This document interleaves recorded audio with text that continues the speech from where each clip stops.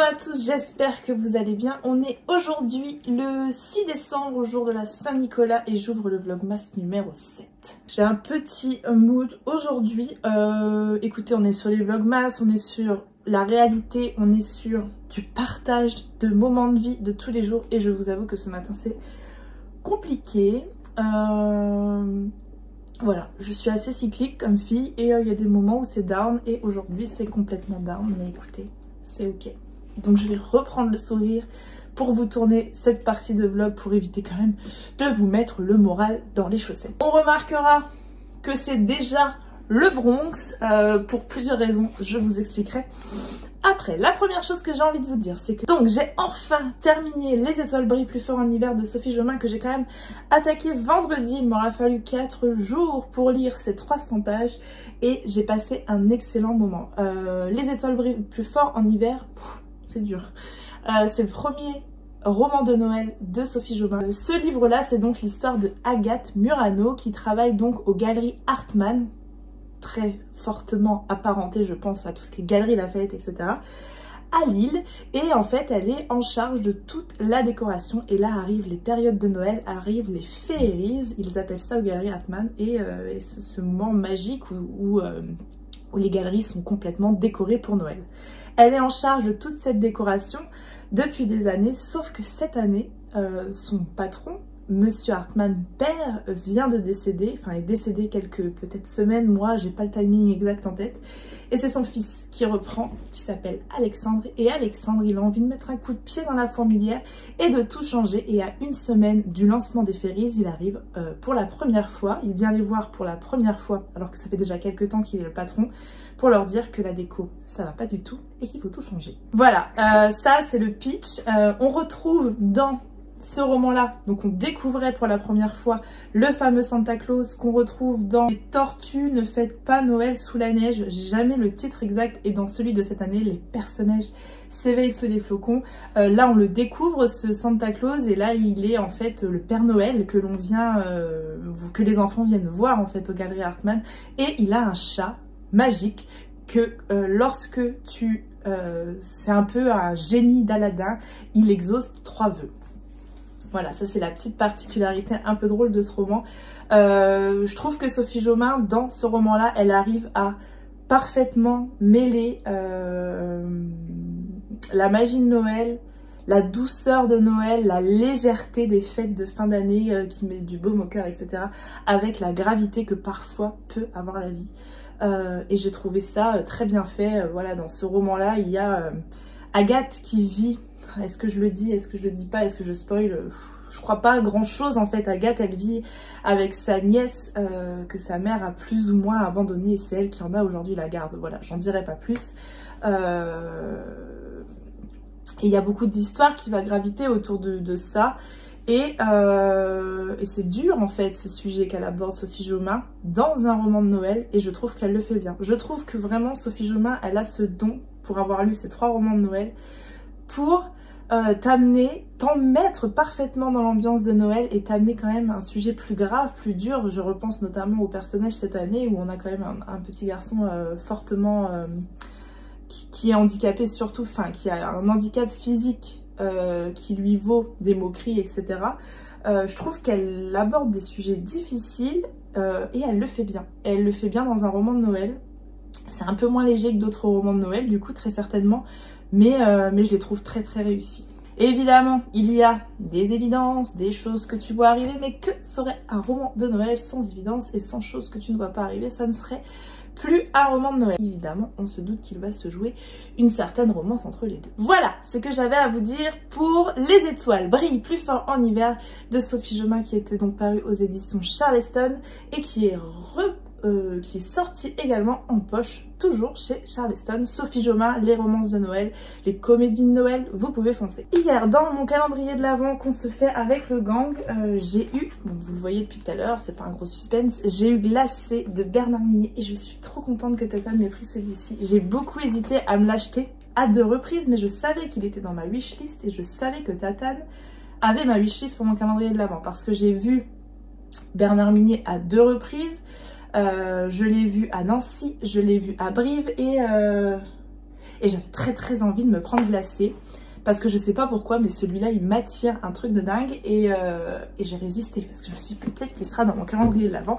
Alors quand j'ouvre la première case livre, parce qu'en fait on a un livre le 5, le 10, le 15, le 20 et le 25, j'étais trop contente que ça soit lui. Dans une vallée encaissée des Pyrénées, au petit matin d'une journée glaciale de décembre, les ouvriers d'une centrale hydroélectrique découvrent le corps sans tête d'un cheval accroché à la falaise. Ce même jour, une jeune psychologue prend son premier poste dans un centre psychiatrique de haute sécurité qui surplombe la vallée. Le commandant Servaz, flic mélomane et intuitif, se voit confier l'enquête la plus étrange de toute sa carrière. Voilà, j'étais trop contente d'avoir ça. Merci beaucoup Tatane. Au programme aujourd'hui, en fait, ça, c'est un carton de choses à faire puisque je vais vous raconter un petit peu ma vie. Je fais partie de la coopérative scolaire de mes enfants, de l'école de mes enfants. Et le marché de Noël est ce samedi. Et je vous le mets dans le mille, je suis en charge de l'atelier créatif. Donc l'année dernière, on avait fait des cartes de vœux. Donc il me reste un stock incroyable de cartes de vœux. Il faudrait que je réussisse à éliminer l'année prochaine. Donc voilà, je vous donne des petites idées de cartes de vœux. J'en referai cette année avec les garçons dans un prochain vlog. Celle-là, c'est très simple à faire avec les enfants. J'avais fait celle-ci plutôt pour les maternelles. Voilà, 3 petits stickers, un trait noir. Et voilà, les enfants sont contents de faire leurs propres cartes pour envoyer aux grands-mères, etc. Et cette année, du coup, je me lance dans les petits ornements à mettre dans le sapin. Voilà, on est une coopérative scolaire, on n'a pas un budget incroyable. Donc, j'ai découpé des formes dans du carton avec ma Cricut. Donc, j'ai fait une étoile. Donc ça, c'est plutôt le modèle pour les plus petits. Oh, j'ai oublié que je vous ai dit que je me filmais trop près. On va faire comme ça. Donc, une étoile que j'ai coloriée avec du feutre en rouge, un petit coup de masking tape, des petites décos en plus. Ça, c'est pour le niveau pour les plus petits. Et les plus grands pourront dessiner au Posca. Et je trouve que ça rend trop bien, moi, les dessins au Posca sur le carton. Je suis une grande fan. Et j'ai également préparé une petite maison en pain d'épices. Donc pareil, bon, ça faudra que je le colle. Ça, c'est pour les plus petits, hein, des tout petits stickers à mettre, une porte à coller, un stickers. Vous pouvez réaliser ça avec vos enfants. Enfin, moi, je sais que les garçons, ils adorent faire ça. Et la neige à coller. Et pour ceux qui sont un peu plus grands, ils pourront dessiner leur maison et y coller un petit personnage. Voilà, ça, c'est un deuxième ornement. Il me reste mon troisième prototype à créer. J'ai envie de faire une boule de Noël avec du masking tape. Je vais vous montrer ça. Et puis voilà, après je découperai toutes mes formes dans du carton. J'en ai pour beaucoup de temps. Je pense pas que j'aurai terminé aujourd'hui. Là, c'est ma pause de midi. J'attaque juste après. On verra bien ce que j'arrive à faire aujourd'hui. Je vais me mettre en fond un petit vlogmas. Je ne sais pas encore si je vais me mettre Steph de Piketty ou Laura's Reading. Voilà, j'ai envie d'un petit vlogmas. Je suis à la bourre chez les deux. Je suis à la bourre de toute façon en ce moment chez tout le monde dans les vlogs. Donc voilà, je vous montre ma petite création de boule de Noël.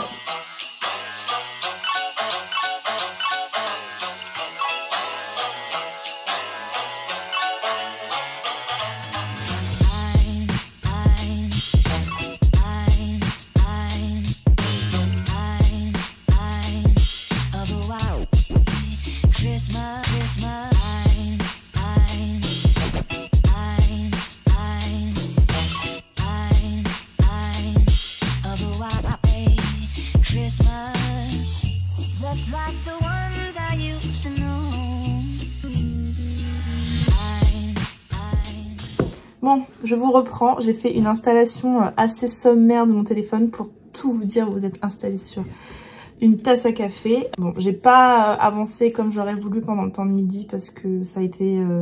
j'ai vite dû retravailler parce que j'ai pas mal de boulot. Voilà, je vous remonte ma petite déco. Je trouve que, écoutez, ça fait le job. Et c'est surtout que des trucs que j'avais déjà en stock. Les papiers de chez Action et les masking tape, je les avais déjà. Donc voilà, on n'a pas besoin de réinvestir cette année pour ça. Et je trouve ça cool. Voilà, c'est ma petite participation au marché de Noël. Voilà, je ne me déguise pas en saltimbanque, je ne fais pas de spectacle, mais je me sers de mon petit côté créatif pour proposer un atelier aux enfants et j'adore faire ça. Vivement l'année prochaine que je trouve autre chose. Voilà, je crois que c'est tout ce que j'avais à vous dire pour le vlog du jour. Je vais le clôturer ici comme d'habitude. N'hésitez pas à prendre le temps de lâcher un pouce, de laisser un petit commentaire. Je vous lis tous les jours, j'essaie de vous répondre tous les jours également. Et puis de partager vos instants de visionnage sur Instagram. Ça me fait énormément plaisir de tous ceux qui le font. Et surtout ça m'aide beaucoup et ça m'encourage beaucoup. Donc je remercie ceux qui le font tout le temps, assidûment. Je remercie aussi ceux qui le font un peu moins. Et je remercie ceux qui vont le faire à partir de maintenant. Voilà, un peu une forceuse la meuf quand même. Hein. Sur ce, je vous dis à demain pour un nouveau vlogmas. Je vous fais des bisous. Bye.